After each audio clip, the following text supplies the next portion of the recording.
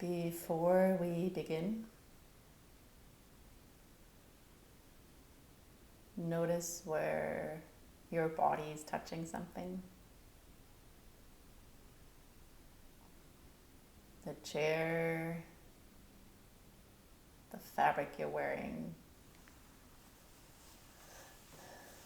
the ground beneath your life.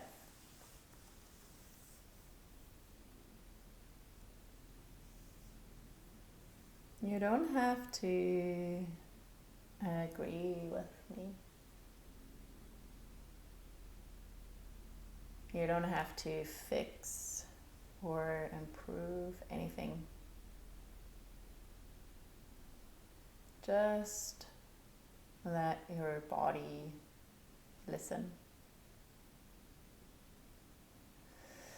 Take what lands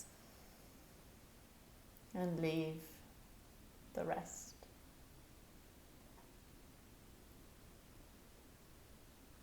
This is not advice.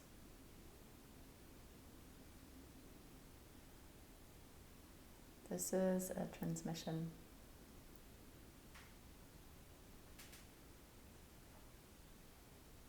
Notice if there's aliveness, turn on, flatness, lightness, tightness. What's happening in your body? Just noticing. Maybe a tingling, maybe a twitching.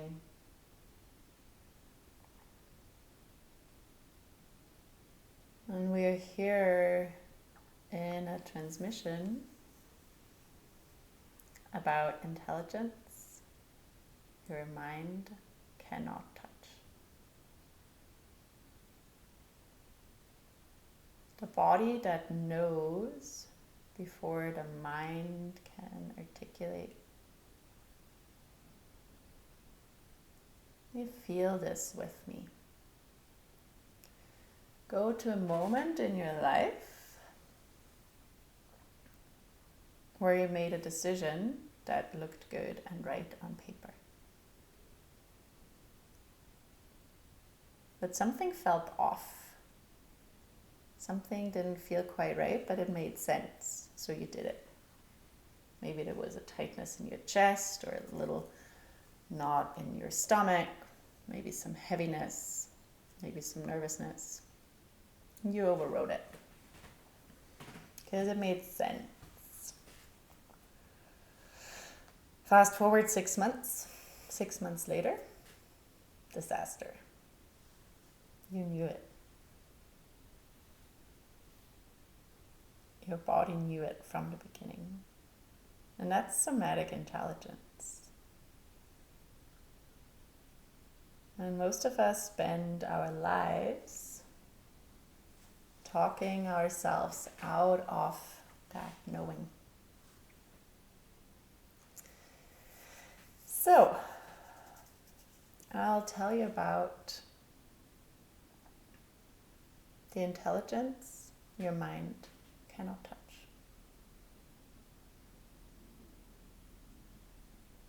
Anyone else here is super talented at convincing themselves something is true? This is true. This deal, this client, this partner, this place to live. The head, the talking, so heavy, so powerful, so strong.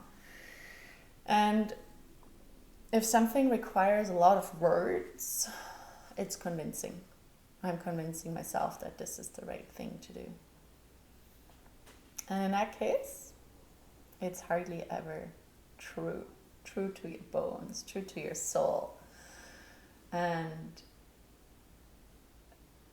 this person, I really love her work and loved working with her. She puts it in a really beautiful way. She says, nothing true to the bones of your soul can ever be lost. But for that, we gotta know what is true to the bones of our soul. I'll take you with me to Burning Man today, which was a full fuck yes. I was so ready to go to Burning Man, so I went.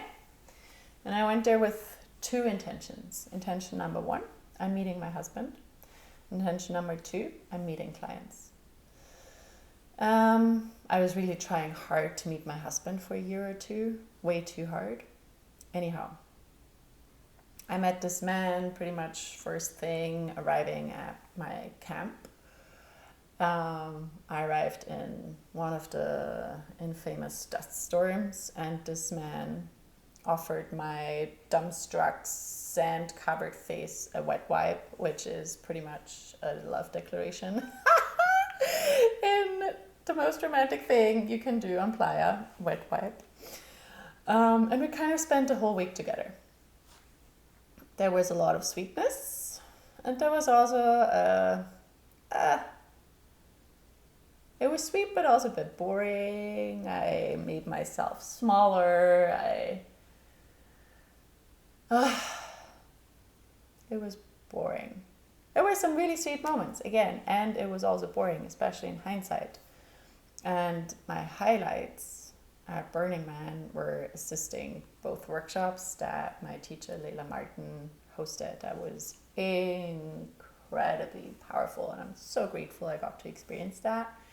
I love road tripping, I love driving down all the way to Nevada, all the way back, and just being in the desert. I love the desert. And the art at Burning Man blew my mind. Everything is art. That was awesome. So I had fun, but I also held back.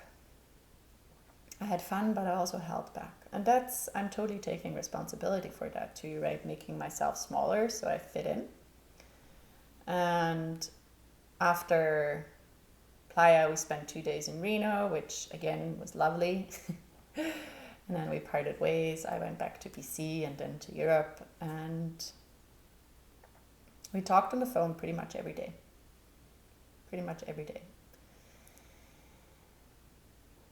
Which I kind of liked. There was consistency, but it also felt too much. I was like, oh, and yeah. Anyhow, plans were made for him to come see me in BC. And I remember it very clearly. I was at my parents' house in Austria, and I was just like, no, I don't want him to come. And I tried making a little bit more space in that daily connection. And at some point I was like, I don't want you to come. And it was a very clear no. My body was like, no. I did the whole body testing thing, and very clear no. And what do?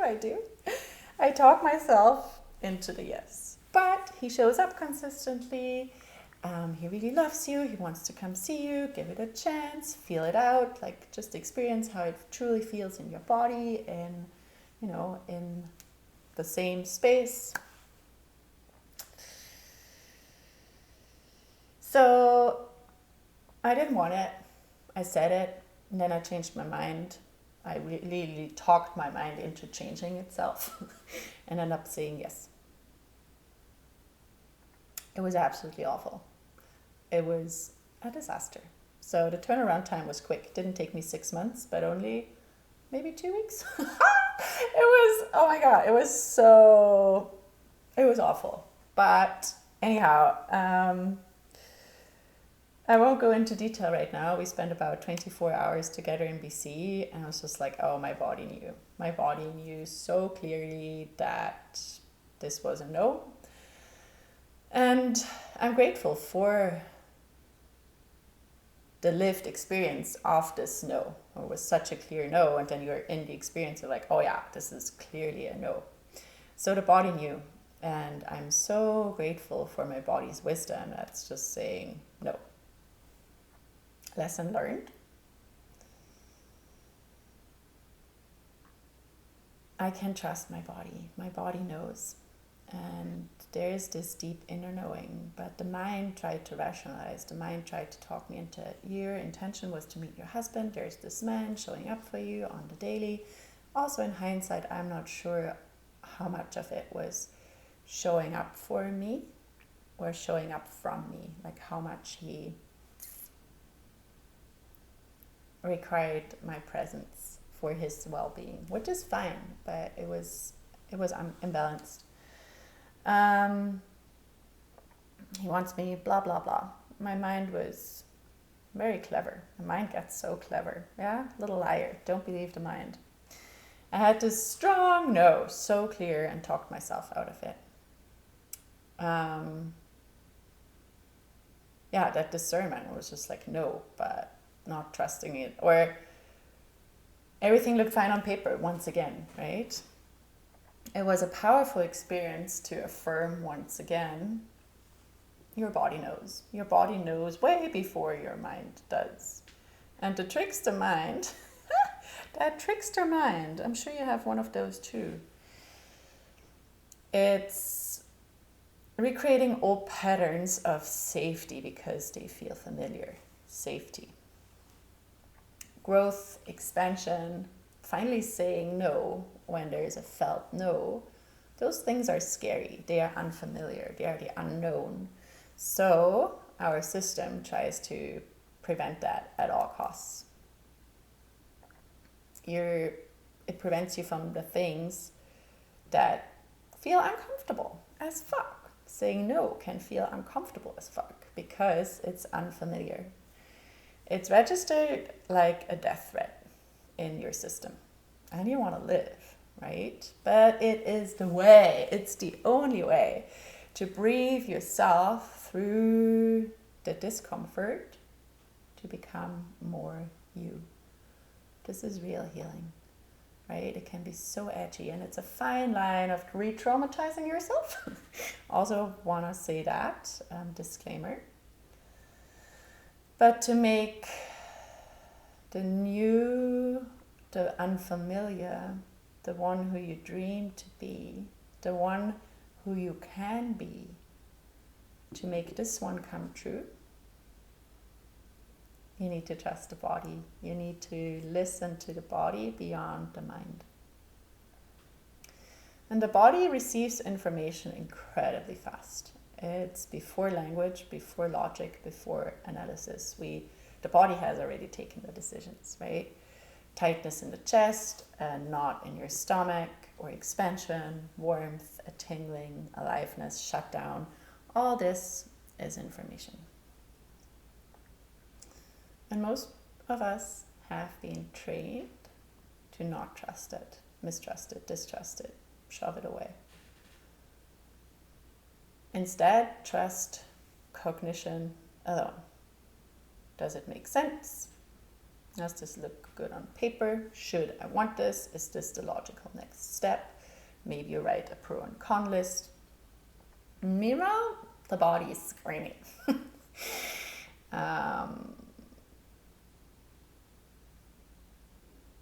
The nervous system detects danger, safety, congruence, attraction, misalignment long before any conscious thought can be organized around it.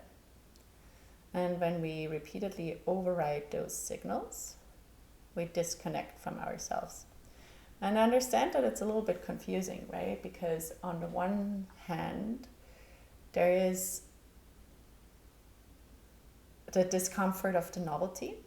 And I think that's the mind trying to convince us, right? And then there's the deep body wisdom. And when we decide against that,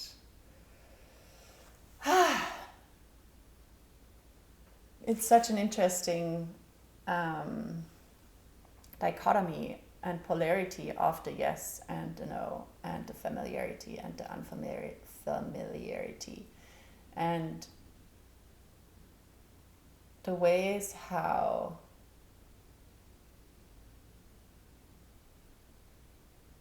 again, I said that in the last episode, the excitement and the fear, right? And when we can tap into the excitement too, I think this is where the yes is. This is where the yes is.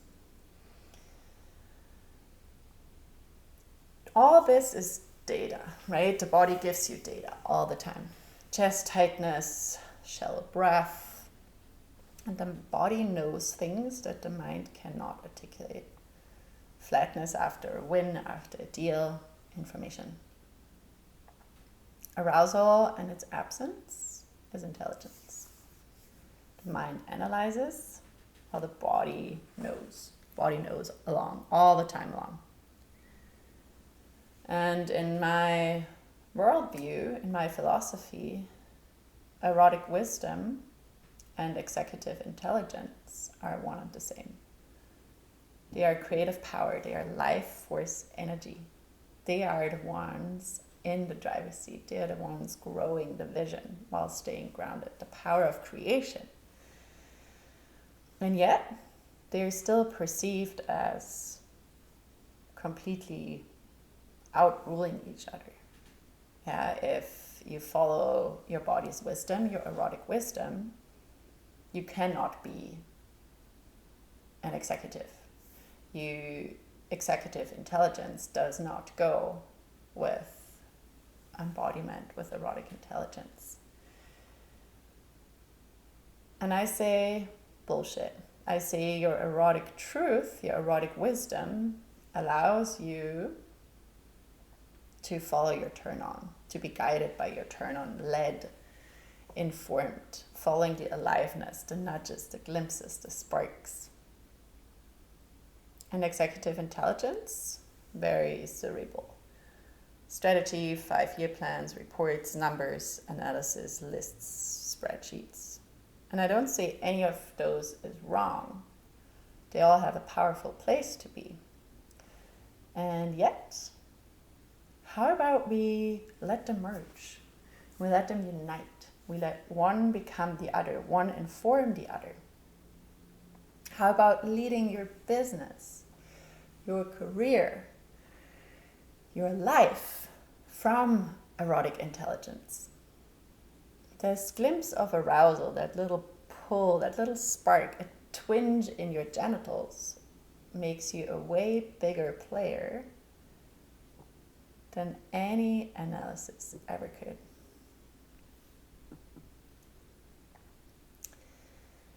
Executive intelligence, it's so funny how I talk about it, right? It's like very square. Highly rewarded, also highly overrated. Strategy, performance, optimization, analysis. Erotic intelligence is not. Feeling, sensation, turn on, intuition, aliveness. And yet, they belong together. They belong together. They're not mutually exclusive. They are to be put into the same pot. Because what is erotic intelligence really? It's life force. It's creation. Creative force. It's presence. It's relational attunement. The ability to feel what is alive. That is required for leadership. That is a prerequisite for leadership. And brilliant strategists often make terrible lovers. Terrible. Maybe they've even read a book or two on, how to be an excellent lover. I do doubt it though. And then they come into the business of the body, the play of pleasure, the dance of delight with a plan, 5 steps to make your lover multi-orgasmic, whatever it is.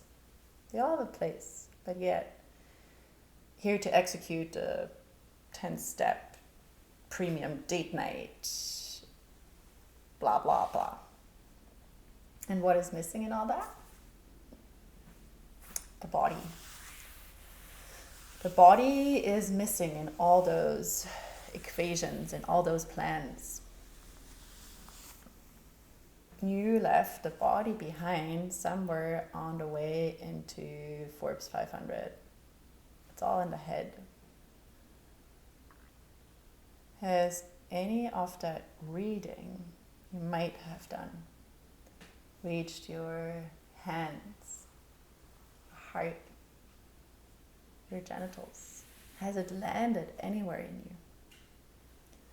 The thing is, your body is not made to produce, to perform. It's not made for executive intelligence. No analysis can make you or your life orgasmic. Yes, we can study, we can learn, we can plan. Sure thing. And then we need to bring it all home into the body. We need to become it. We need to be it. We need to experience it, live it, try, fail, try again. Yeah, it's not always pretty. It's definitely not always pretty. And arousal, turn on, is aliveness. That creative twitch, that inspiration, that is your erotic intelligence. What turns you on reveals what is alive. And what deadens you reveals what is misaligned.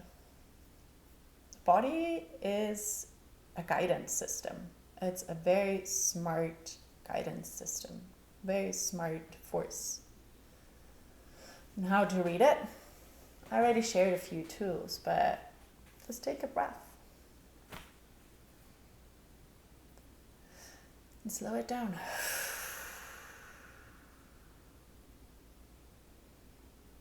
This is how you read it. It's very simple. And I love sharing tools for you to learn, to truly understand, read, listen to your body. That's reconnection, right? Moving out of the disconnect. And your arousal is one of the key indicators that you're on the right way. You're moving into the right direction. And yet we live in a world where that is shamed, shunned, frowned upon. Have you heard from anyone leading from their turn on? Besides myself, obviously. I'd love to chat. Do connect us if you know of anyone.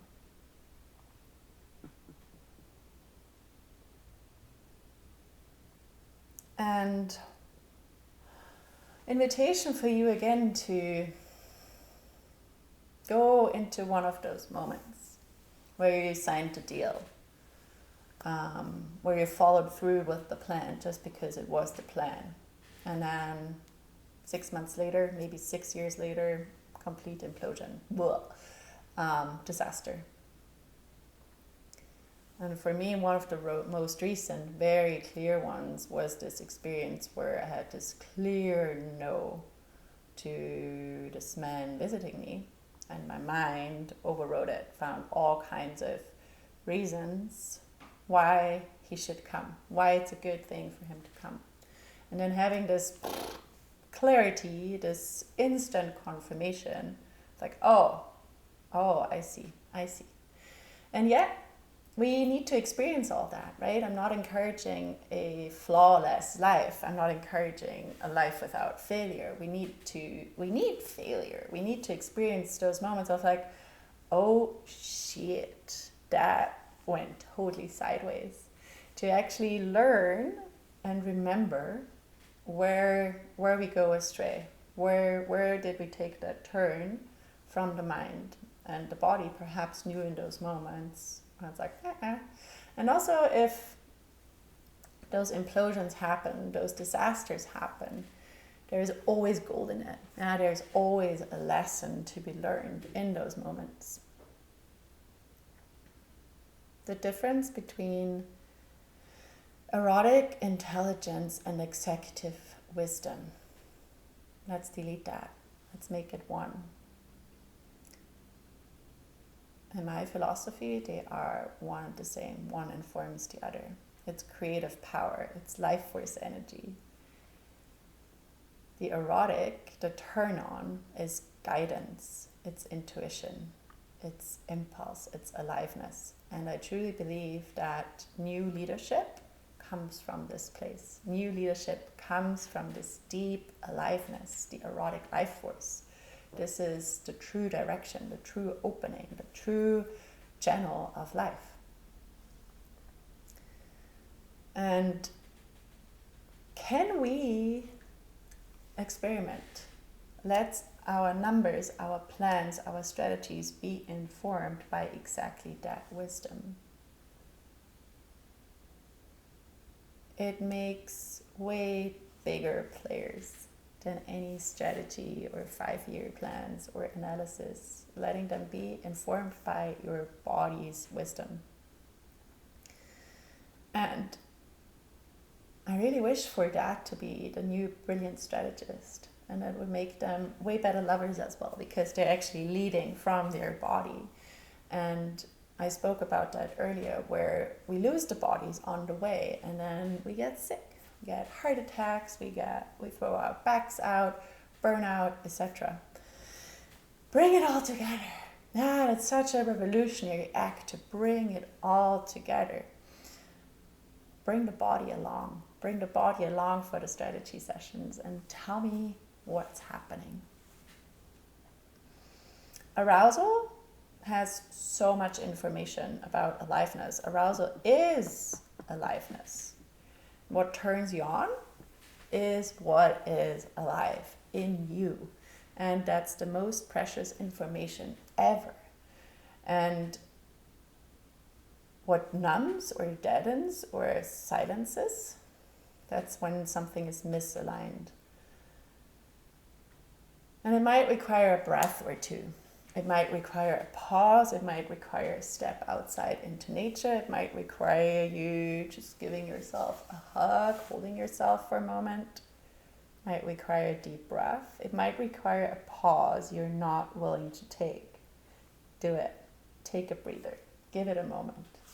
Step back for a moment. Let it breathe. And in that sacred space, the space in between stories, your body surely has something to say. Your body has something to say. Mm-hmm. And your arousal is a key indicator if something is right for you. It's the best. Anyone here leading from the turn on? Please connect us. So, you are probably a brilliant strategist. You can analyze, you can optimize, you can strategize. Deals, systems, outcomes. And you're missing a key. You're missing the key. Your body knows things your mind has no idea about. Tightness in your chest before the partnership meeting. It's your body saying, pay attention, not anxiety. Flatness after closing the deal. Body says, this is not aligned, this is not alive, not burnout. That churn knot in your belly when you say yes to taking on another project. It's your body saying no. Simple. So simple. But probably you override it because whatever. Makes sense on paper, blah, blah, blah. 6 months later, funding was canceled. Whatever it is, it's not working out. Your body saw it. You saw it. You didn't listen. Now you got to clean up the mess. Which is okay. Yeah, it's part of being human. Cleaning up messes. Imperfection. So human. So hot. But can you own it? Different story. Sidetracked here. Coming back to arousal, or its absence, is intelligence. Not just sexual, though, that too, definitely. What arouses you? That's a life for you. That's a line for you. And what deadens you? No. That's a no. That's a no. What contracts you? That's a no. Body is a guidance system. It's a compass. It's so smart. And probably you have to learn how to read it again. Yeah, there has happened many things throughout your life that told you to not listen to this intelligence at all costs. So you have to learn how to read it again. No way to analyze your way into aliveness. No way to strategize your way into intimacy. You have to feel. You have to sense. Moving into our embodied inquiry, as always, feel free to come back if you're somewhere on the way. Otherwise, take a few deep breaths. Maybe a wiggle, a stretch. You can close your eyes. And moving along with your awareness, with your felt sense into those questions.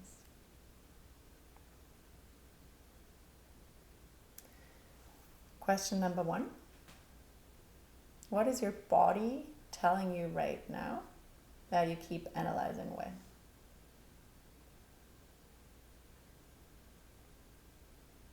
No need to even make a story of them, just noticing sensations. Is there any tingling, any holding? Maybe there's a color. And maybe you're kind of hopping right back into the mind, and the mind saying, I'm fine, just tired, probably nothing, I'm fine. What if it's not nothing? What if your body is trying to tell you something?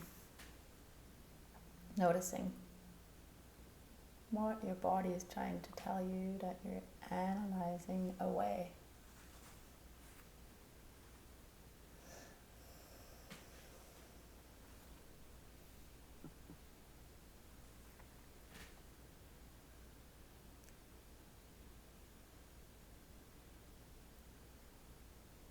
Question number 2.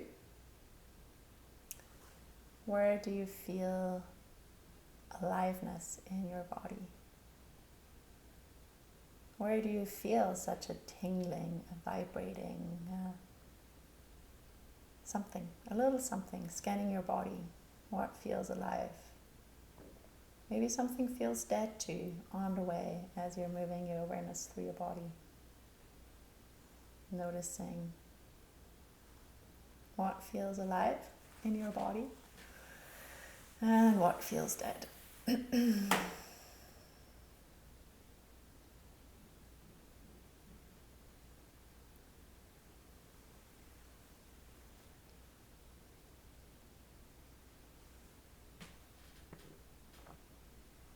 Question number 3 for you. What if arousal, life force yes, is more intelligent than analysis? Arousal, more intelligent than analysis. Noticing what that is doing in your body. What if you trusted your body's yes instead of a mind's that makes sense? What if you listen to arousal, to what lights you up as intelligence? Not distraction, intelligence. What would change? And what decisions would you take differently?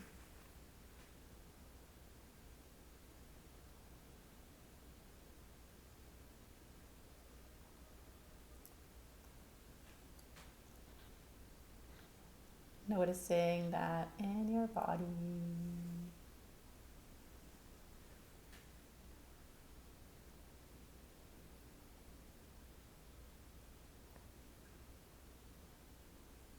And the body knows before the mind. Tightness is information. Flatness, contraction. Tingles, little bursts, like little bubbles maybe. Trust your body. It's been telling you the truth all way long.